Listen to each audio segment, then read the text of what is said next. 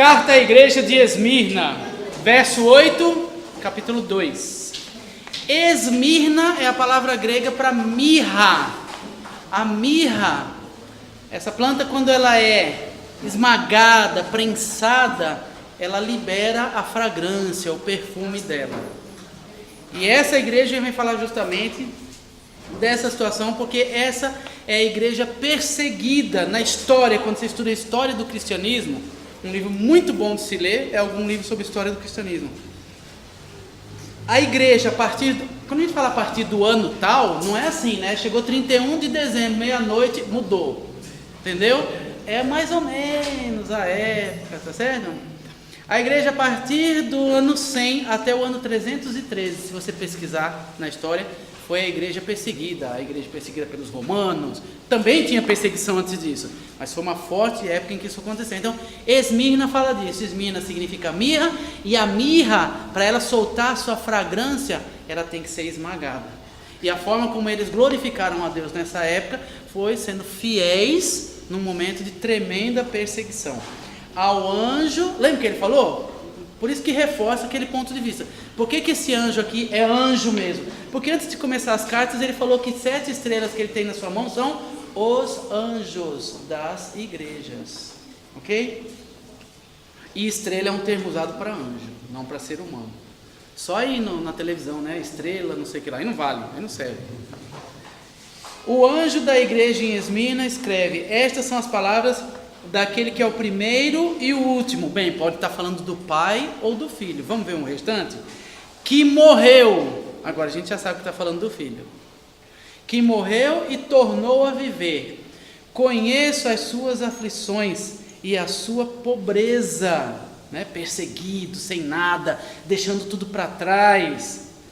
Mas você é rico. Irmãos, nós estamos numa época em que a igreja de Deus está parecida com o mundo. Eu quero ter, eu quero ser. Esse sapato já está velho, mas não está com um buraco nada, mas já está velho. Ninguém aguenta mais me ver na igreja com esse sapato. Vai descalço, tá bom? Não, tem que comprar outro par de sapato. Eu tenho que ter a televisão achatada do tamanho dessa janela, colada na parede, e não sei mais o que, não sei mais o que, não sei mais o que. Bom, se você é médico, você é cirurgião plástico e ganha tubos de dinheiro por mês, fica fácil você gastar primeiro em Bíblia, depois em mandar dinheiro para missionário, depois em ajudar no mundo perseguido, etc. E sobrar dinheiro para você ter piscina, televisão, etc. Agora o problema é que a gente às vezes não é nada disso. Eu não sou cirurgião plástico. A gente não é nada disso e a gente se mata para ter umas coisas que não vão subir para o céu para a gente. Mas a gente não se mata para todo mês ir lá na livraria do Thales, depois fala que eu fiz a propaganda, tá? E comprar uma caixa de Bíblia para quando o carteiro for lá na sua casa, a mulher... Aqui tem a mulher de Yakut? Não tem aquela que vem assim? Yakut? Na minha época tinha. Hã? Quebrou? Tão gostoso quebra. A mulher de Yakut quebrou. Quebrou a perna? Não tinha que comprar. Ah, tá. Então, vai na sua casa, passa o carteiro, passa o homem vendendo Vivo. Quer comprar chip da Vivo, televisão, não sei o que lá, R$130 por mês, aí você já faz até o sinal da cruz, né? Aí, não, muito obrigado, já tem internet. Mas espera só um pouquinho. Está aqui, ó, queria deixar com você a palavra de Deus. Estamos chegando no final do ano, vai começar a aparecer aí os calendários com aquelas fotos bonitas, versículo bem grande, né? Então a gente guarda o dinheirinho para comprar, distribuir para as pessoas. Então, essas coisas vão subir para o céu com a gente. Essas vão subir para o céu com a gente. Então ele está falando, não é que não pode ter as outras, mas eu falei, né? Se for magnata e dá para fazer todas essas e ainda sobrar bastante dinheiro, aí faz piscina, televisão, viaja para a França, tudo no mundo. Mas aqui ele fala, conheça as suas aflições e a sua pobreza, mas você é rico. Queridos, sejamos ricos no Senhor. Conheço a blasfêmia dos que se dizem judeus, porque os judeus estavam perseguindo a igreja de Cristo. Se dizem judeus, mas não são. Por quê? Ele querendo dizer assim, o verdadeiro judeu era para ter crido no Messias. É essa a colocação que ele está dando. Sendo antes, sinagoga de Satanás. Sinagoga é um termo judeu, né? É onde os judeus se reuniam. O Warren falou hoje de manhã, ser expulso da sinagoga era uma tragédia, porque você ia para onde? Não tinha mais para onde ir. Ele falou, são sinagoga é de Satanás. Não tenha medo do que você está prestes a sofrer. Puxa, então eu estou sofrendo, estou na pobreza, estou na pior, e vai vir mais ainda? Vai, não tenha medo, eu estou com você. Irmãos, o que a gente tem de mais precioso para perder na nossa existência aqui? É a nossa própria vida, não é verdade? Morrer. E o dia que a gente fechar os olhos aqui, a gente abre onde? No lado de Cristo, irmãos. Então a gente não tem nada a perder, nada a perder. Não tenha medo do que você está prestes a sofrer. O diabo lançará alguns de vocês na prisão para prová-los, e vocês sofrerão perseguição durante 10 dias. Os estudiosos, ou pelo menos alguns deles, dizem que realmente isso foi algo específico para aquela igreja, para um momento, seja de 10 dias mesmo contado, ou um momento de 10 que aconteceu, que eles passaram por isso, ok? Seja fiel até a morte, e eu lhe darei a coroa da vida. Atenção, quando às vezes tem algum estudo na escola dominical, etc., a gente estuda sobre os galardões, sobre as coroas. Então, quando você estuda sobre coroa, é recompensa mesmo pela sua fidelidade. Não tem nada a ver com salvação. Galardões que nós vamos receber quando chegar no céu, conforme o nosso viver aqui na terra, conforme a nossa fidelidade. Então aqui ele está prometendo a coroa da vida. Quando ele fala ao vencedor darei, ele está falando do vencedor da morte, aquele que creu em Cristo. Aqui ele fala, seja fiel até a morte. Se eu ganhar a salvação for através da minha fidelidade, então é através de obras. E obras não levam à salvação. Mas ele está dando uma promessa. Você vai passar por muita coisa, você vai ser preso e etc. e tudo, mas fica fiel, aguenta até o dia da sua morte. E te darei a coroa da vida. A questão aqui pode ser, seja fiel ainda que você tenha que morrer para isso, e eu te darei a coroa da vida, ou vai levando um dia após o outro, igual o Warren falou aqui, eu não sei o que é passar por perseguição, eu não sei o que é nada, mas a fidelidade dele até a morte tem algo preparado lá para ele, e para nós também, irmãos, e para nós também. Ok, ao anjo da igreja em Pérgamo. Pérgamo, dizem alguns estudiosos, significa eis o casamento. Gamos é uma palavra grega para casamento. Pérgamo, eis o casamento. Que casamento é esse? Você não vai gostar. O casamento da igreja com o Estado. Lembra lá atrás na história, quando começaram a criar isso e aquilo, e indulgência, e às vezes certas coisas a igreja não podia falar que era pecado, porque o rei fazia, aquela coisa que houve lá atrás, é disso que ele está falando, ok? Isso foi de 313 a 590. Era a igreja que vivia no monastério, altamente apóstata, porque o que valia não era o que estava na Bíblia, era o que ele combinasse com o Estado. O Estado quer dizer o governo da época. Quero estimulá-los mais uma vez. Leia. Aliás, hoje em dia, para quem não gosta de ler, entra no YouTube e coloca lá História da Igreja. Pronto, você vai assistir meia hora, 1 hora, contando a história da igreja, as coisas que foi fazendo, esse momento que passou, e a gente vai se munir cada vez mais de informação. Tem livros muito bons a respeito de história da igreja. Estas são as palavras daquele que tem, sempre vai apresentando uma qualidade para remeter a gente ao Senhor Jesus Cristo. Agora vai falar aquele que tem a espada afiada de 2 gumes. O que é a espada afiada de 2 gumes do Senhor Jesus? A palavra. Sei onde você vive. Onde está? O trono de Satanás. O trono de Satanás estava instalado, era a vontade dele acontecendo naquela época. Contudo, você que está aí, no meio dessa podridão, onde o trono de Satanás está instalado, permanece fiel ao meu nome e não renunciou à sua fé. Ele está falando no meio daquela bagunça de igreja misturada com o governo, a coisa sendo ensinada de todo jeito, mas tinham aqueles que eram fiéis, que estavam resistindo.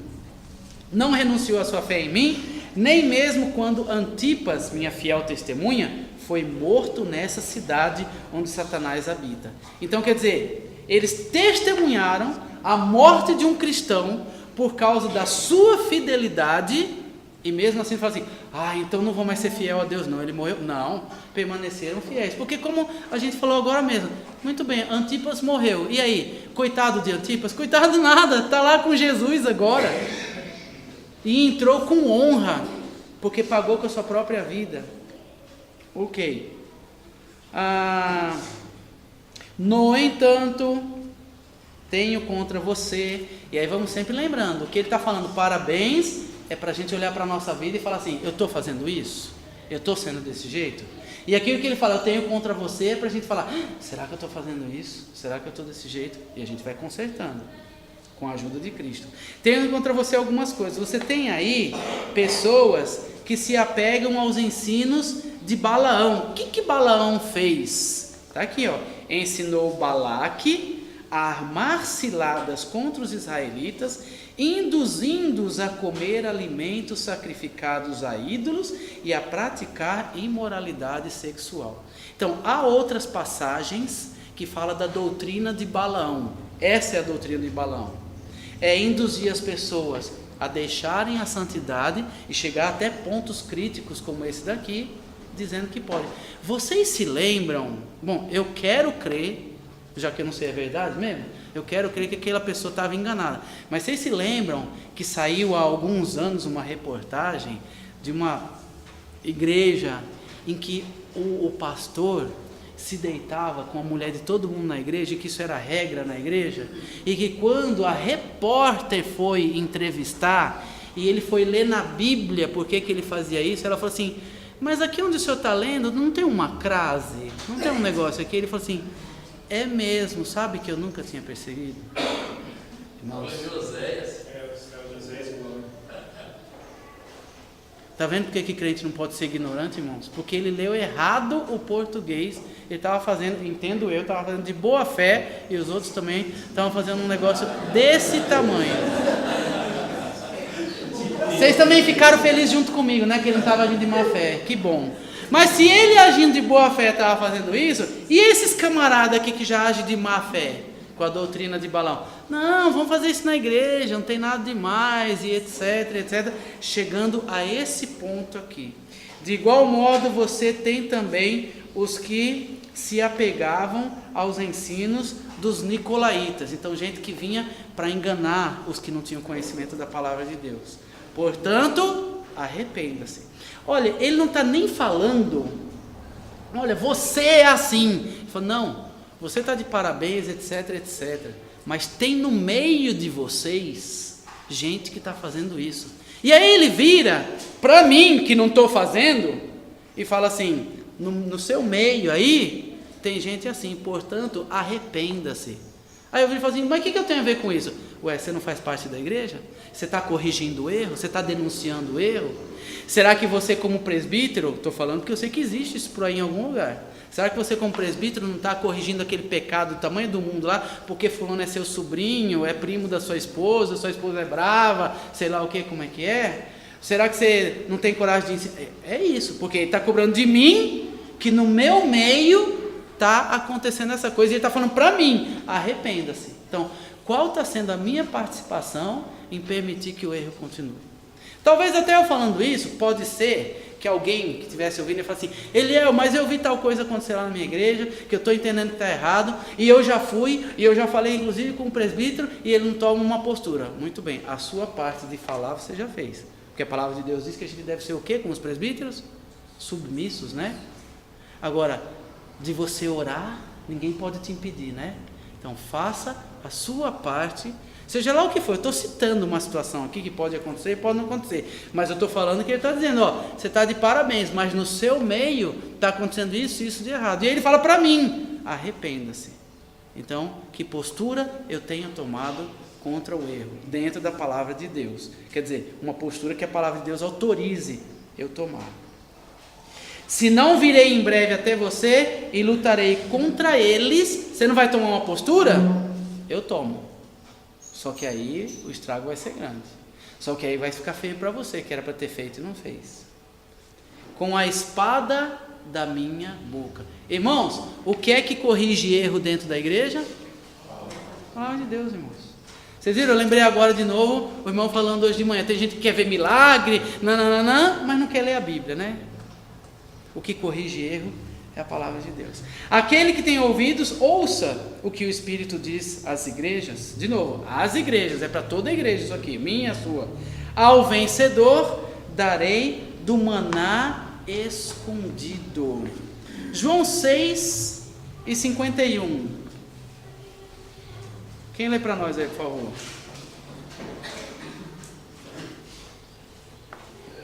Eu sou o pão vivo que desceu do céu, e se alguém dele comer, viverá eternamente. E o pão que eu darei pela vida do mundo é a minha carne. Quem é o maná celestial? O Senhor Jesus Cristo. Ao vencedor, que é aquele que creu no Senhor Jesus Cristo, eu lhe darei do maná escondido. Por que é escondido? Porque só pertence àquele, só enxerga esse maná aquele que olha com os olhos da fé. Para o resto do mundo ele está escondido. O mundo não olha para ele com fé. Também lhe darei uma pedra branca com um novo nome, nela inscrito, conhecido apenas por aquele que o recebe. Existia um costume naquela época de uma premiação, e junto com essa premiação vinha essa pedrinha branca que a pessoa ganhava, que isso representava que ela ia receber uma honra, ia ganhar um prêmio lá na frente. E ele está usando uma coisa da época, que todo mundo na época ia entender facilmente, para dizer assim, olha, você vai ser recompensado, ok? E um novo nome nela inscrito, conhecido apenas por aquele que o recebe. Isso está falando do nosso relacionamento com o Senhor Jesus Cristo, da vida de cada um de nós em particular com o Senhor Jesus Cristo e os privilégios que nós temos diante dele. Léo, o tempo é remido, mas a gente vê umas coisas bem atrapalhadas. Assistindo televisão, esses dias, um raro momento, tem uma igreja que estava dando uma pedrinha embriada, escrito o nome, se desse o dízimo lá, e ia 6 euros. Se desse o dízimo, né? Aí você ia levar essa pedrinha lá para sua casa, que era a pedra do Apocalipse, não sei o que. Esses, pronto, valeu demais. Esses são os nicolaítas. Eles vencem os leigos na palavra de Deus. Irmãos, a gente não pode ser leigo na palavra de Deus. A gente está aqui nessa escola bíblica, vocês vêm para a escola dominical, para acampamento, para a gente não ser leigo na palavra de Deus. A gente lê bons livros cristãos, para a gente não ser leigo na palavra de Deus. Lá pegando uma pedrinha. Olha o que custa ser leigo na palavra de Deus. Essa vergonha. Aí o mundo vira para a gente e fala assim, você é crente? Porque acha que a gente é vítima dessa palhaçada aí. Esses dias agora, quer ver uma ignorância do mundo, agora não é desses crentes enganados não, do mundo. Não saiu uma notícia de que o mundo ia acabar agora, um sábado desse? Meu filho, é só a gente chegar para um descrente desse e falar, meu filho, eu tenho uma notícia para você, ainda falta no mínimo, 1007 anos para o mundo acabar. Dá para você se acalmar então? 1007 anos falta para o mundo acabar. Se você lesse a Bíblia, você ia saber disso. A palavra de Deus esclarece, irmãos. Ok, ao anjo da igreja em Tiatira. Tiatira fala de sacrifício, e é a igreja que vai do ano 590 a 1517. Desviada, uma igreja desviada da moral e dos bons costumes. Vamos ver, sacrifício. Estas são as palavras do Filho de Deus, cujos olhos são como chama de fogo, porque ele julga, nada passa despercebido, e ele julga com justiça. E os pés como bronze reluzente, brilhante, né? As pegadas do Senhor Jesus, o seu poder na sua pisada, no seu domínio. Conheça as suas obras e o seu amor, a sua fé, o seu serviço, a sua perseverança, e a gente vai tudo tomando para nós. Eu tenho sido um cristão de obras de justiça, de amor, de fé, de serviço, de perseverança, e sei que você está fazendo mais agora do que no princípio. Então, o crente que eu fui o ano passado, esse ano eu estou sendo mais? Porque o caminho é crescer, né, irmãos? Não é estacionar. No entanto, contra você, vamos ver se eu estou fazendo isso aqui que ele vai puxar a orelha deles. Tenho isto, você tolera a Jezabel, símbolo de paganismo, coisa que Deus não apoia, coisa que Deus às vezes até é contra, mas quando a gente percebe já está no nosso meio. Você tolera Jezabel, aquela mulher que se desprofetiza, e provavelmente, dizem os estudiosos, existia essa pessoa nessa igreja, e era uma mulher, não Jezabel, a Jezabel é a referência àquela lá de trás, né? Ele está usando esse termo, aquela mulher que se desprofetiza, Com os seus ensinos, ela induz os meus servos à imoralidade sexual e a comerem alimentos sacrificados a ídolos. Queridos, uma pergunta muito forte. A igreja de Franca, se estivesse em Araraquara, eu falei igreja de Araraquara. A igreja de Franca está livre de chegar a isso aqui? É só a gente começar a negligenciar a palavra de Deus, irmãos. A gente olha um negócio desse e fala, o quê? Isso aqui? Acontecendo dentro de uma igreja? Impossível. Possível. Se a gente não zelar pela palavra de Deus. Dê-lhe tempo para que se arrependesse da sua imoralidade sexual, mas ela não quer se arrepender. Por isso vou fazê-la adoecer e trarei grande sofrimento aos que cometerem adultério com ela. Ou seja, por que está usando o termo adulterar? Porque é deixar de ser fiel a Deus para seguir a vontade dela. Ok? Por isso que agora está usando o termo adultério. Adulterar, espiritualmente falando, é trair a Deus para fazer a vontade de Satanás, a vontade da carne.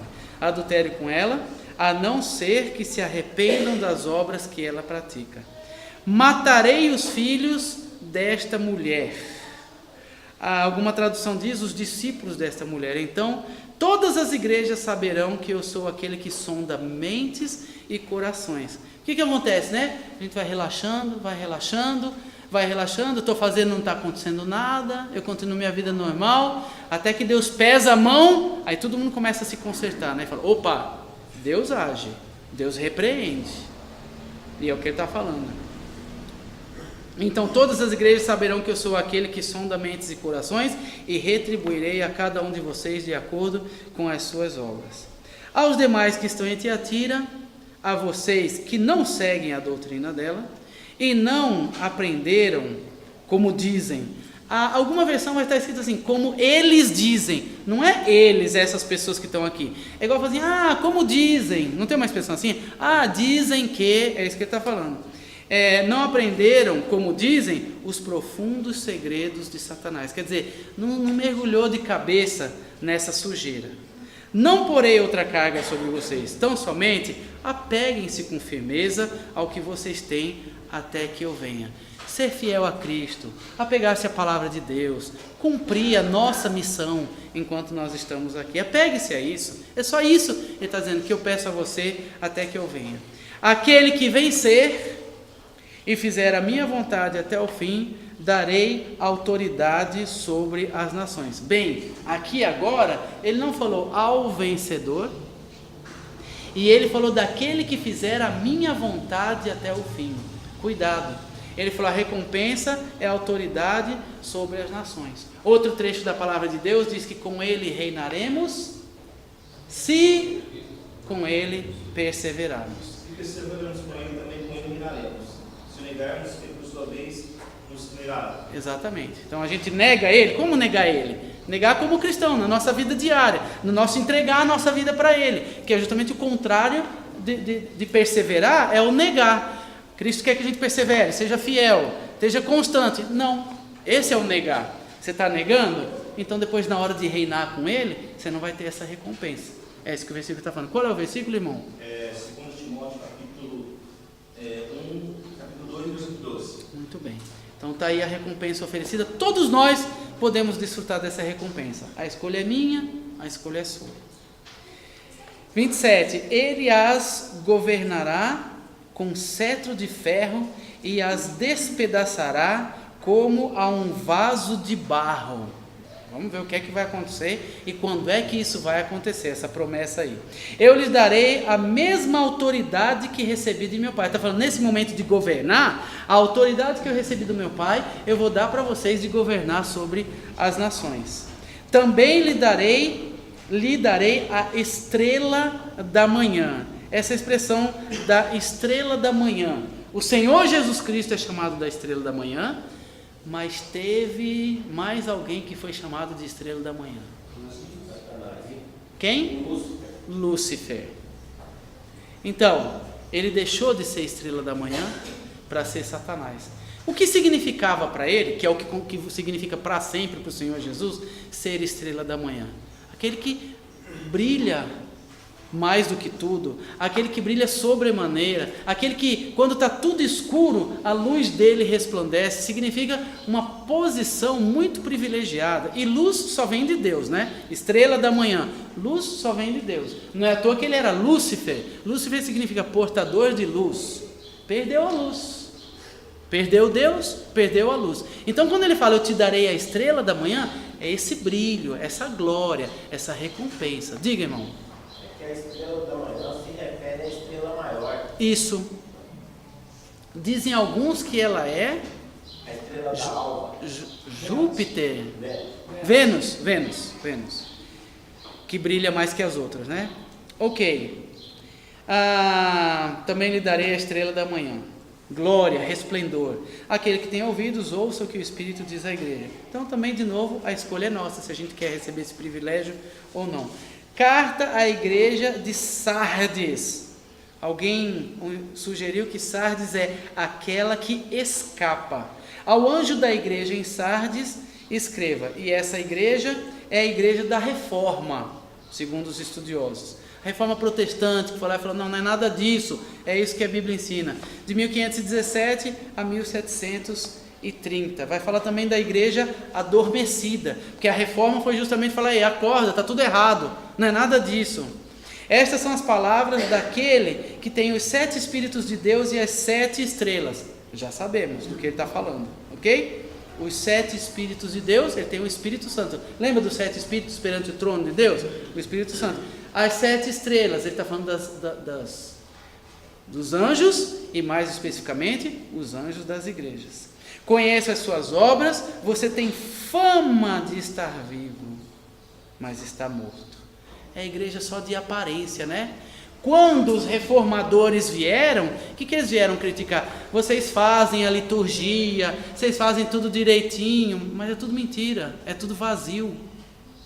Então você tem fama de estar vivo, mas está morto. Esteja atento, fortaleça o que resta, né? Aquele pouquinho que está fiel ali, fortaleça. E que estava para morrer, pois não achei suas obras perfeitas aos olhos de Deus. Lembre-se, portanto, do que você Lembre-se, portanto, do que você recebeu e ouviu. Obedeça e arrependa-se. Mas se você não estiver atento, virei como um ladrão, e você não saberá a que hora virei contra você. Então, pode ser que ninguém esteja vendo o meu pecado e o seu pecado. E Deus está avisando. Ele fala, se arrepende.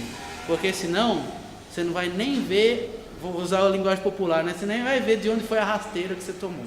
Eu vou vir contra você e vou pesar a mão. No entanto, você tem aí em Sardes uns poucos que não contaminaram as suas vestes. Eles andarão comigo, vestidos de branco, pois são dignos. Então está falando da recompensa, da glória que eles receberão pela sua fidelidade. O vencedor será igualmente vestido de branco. A veste branca fala da pureza, da dignidade que temos em Cristo. Jamais apagarei o seu nome do livro da vida. Irmãos, no mundo todo, quem é que tem o nome no livro da vida? Os salvos. Algum salvo pode acontecer dele ter o seu nome apagado do livro da vida? Nenhum. E aí vai de novo, ele fala, o vencedor. Então você está vendo como a expressão o vencedor está relacionada ao crente? Não tem como separar disso? É vencedor não porque ele foi fiel e perseverante, mas porque ele venceu com Cristo, venceu a morte, venceu em Cristo. O vencedor será igualmente vestido de branco, jamais apagarei o seu nome do livro da vida, mas o reconhecerei diante do meu Pai e dos seus anjos. Aquele que tem ouvidos, ouça o que o Espírito diz às igrejas. Ao anjo da igreja em Filadélfia. Filadélfia significa amor fraternal, amor pelos irmãos, amor do irmão. Essa é a igreja missionária, irmãos. Essa igreja começou em 1730 e graças a Deus continua até hoje e vai até o arrebatamento. Amém aí no pedacinho? Oi? Que ano começou? 1730. Não assim, na virada do 31 de dezembro à meia-noite, né? Mas por ali, assim. Estas são as palavras daquele que é santo e verdadeiro que tem a chave de Davi. Por que a chave de Davi? Que referência tem a respeito de Davi? Cristo, Davi? A chave do reino, né? Davi, rei. Ele da linhagem de Davi. Se sentaria no trono de Davi eternamente. Então tem essa chave de Davi, a chave do reino. O que ele abre, ninguém pode fechar, e o que ele fecha, ninguém pode abrir. O Senhor Jesus Cristo tem autoridade sobre tudo, mesmo a gente vivendo num mundo totalmente caótico. Conheça suas obras, eis que coloquei diante de você uma porta aberta que ninguém pode fechar. Glória a Deus por isso, né? Sei que você tem pouca força, mas guardou a minha palavra e não negou o meu nome.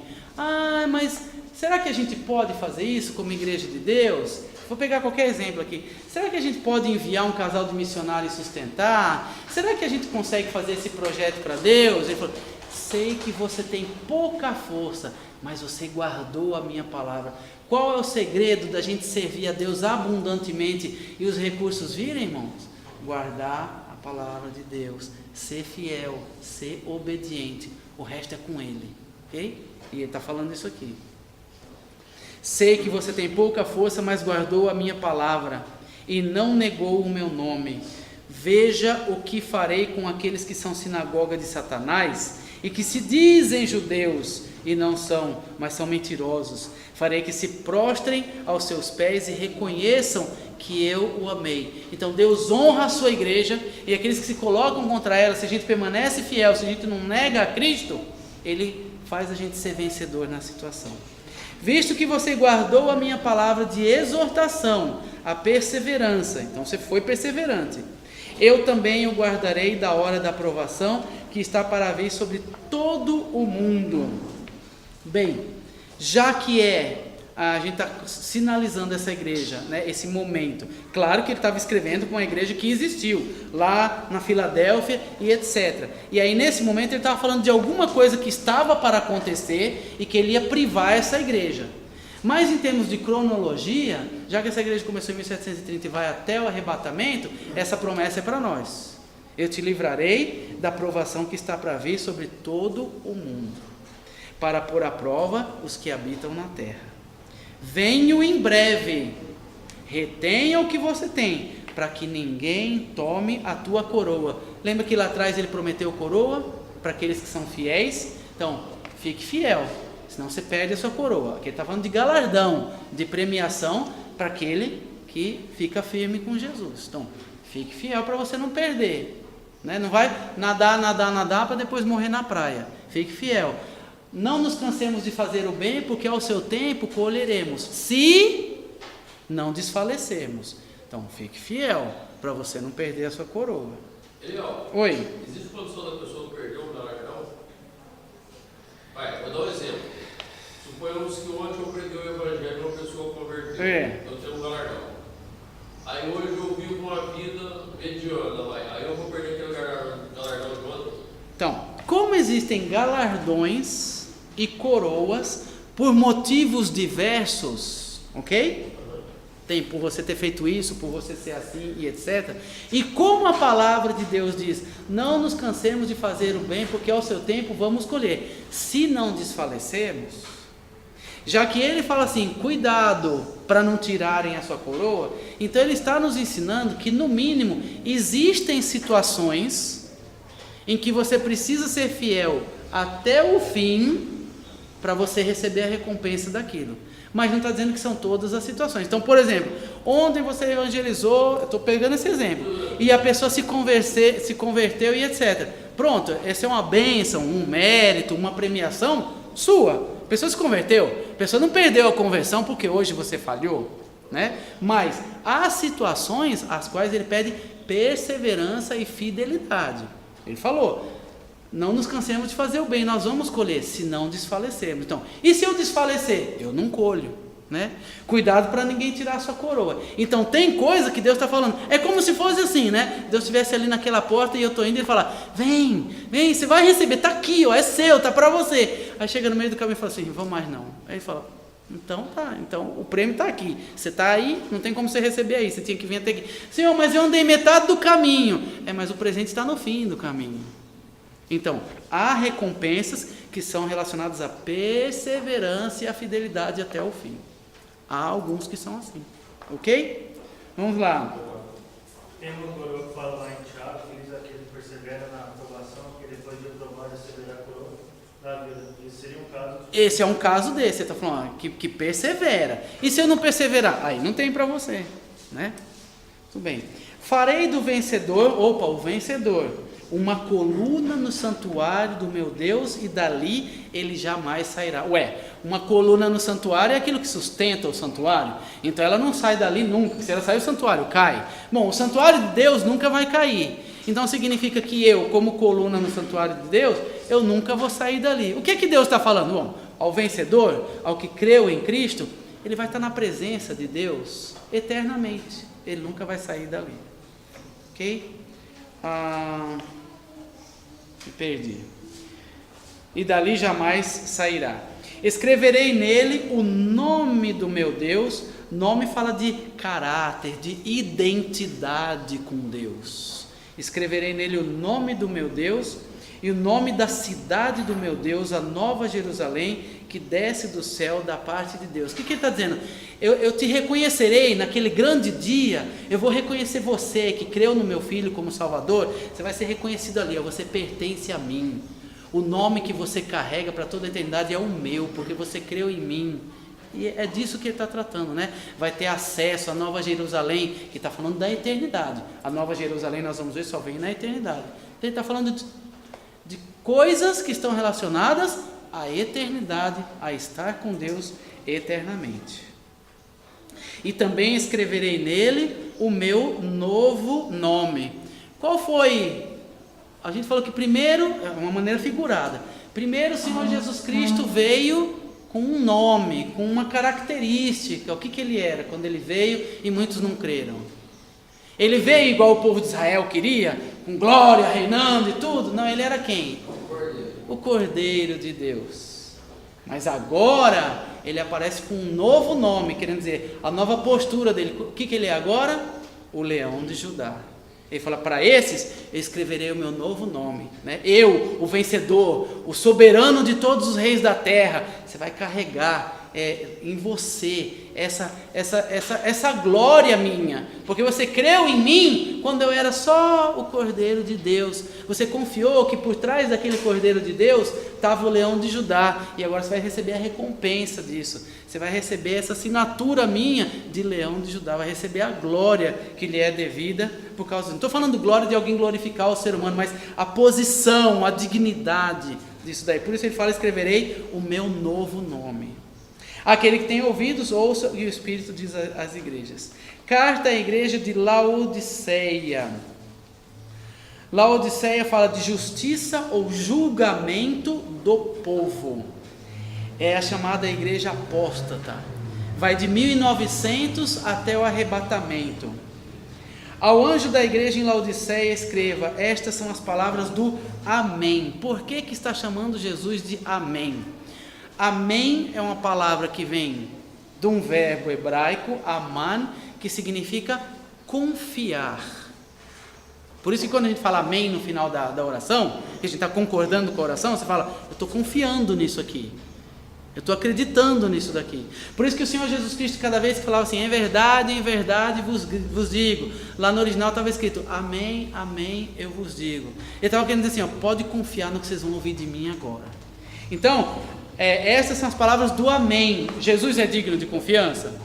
Se ele não for, ninguém mais é. Então é o amém, é aquele... Para o judeu, verdade e confiança são uma coisa só. Para o judeu, verdade não é o contrário de falso. Fala assim, o nome dele é Sebastião, verdadeiro ou falso? Falso. Meu nome é Eliel, verdadeiro ou falso? Verdadeiro. Para o judeu, verdade não é o contrário de mentira.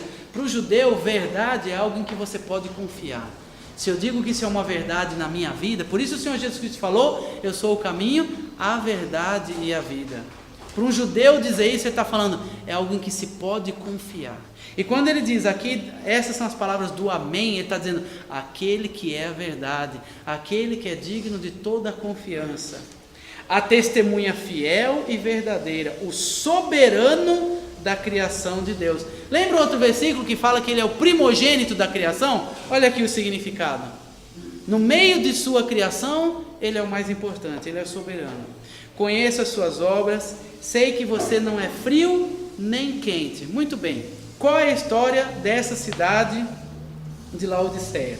Cidade rica, bem estabelecida, comerciante, excelente medicina, inclusive principalmente dos olhos, mas eles tinham um problema com água, com o fornecimento de água. Próximo dela estavam cidades que tinham águas termais e que podiam oferecer para ela, inclusive, e outra que tinha cidade normal, fria mesmo, ok? Mas que eram águas boas, e ela mesma tinha problema com isso. Então, essa é a história dessa cidade chamada Laodiceia. Boa, medicina boa, principalmente dos olhos, comércio de púrpura, de panos, tecidos, essas coisas, rica. Essa era a situação da cidade de Laodiceia, e com problema de água. Muito bem, conheço as suas obras, sei que você não é frio nem quente. Ele aproveitou a situação geográfica para fazer a aplicação espiritual.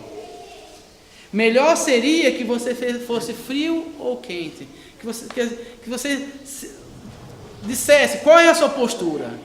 Me segue? Não me segue? Acredita? Não acredita? Melhor a gente soubesse, porque quando fica misturado, aquela coisa que não é, nem deixa de ser, aí você fala o quê? Quando a pessoa está errada, você fala, fulano, arrepende-se, muda disso. Quando a pessoa está certa, você fala, parabéns, continua assim. Quando está aquela coisa misturada, você não sabe nem por onde começar.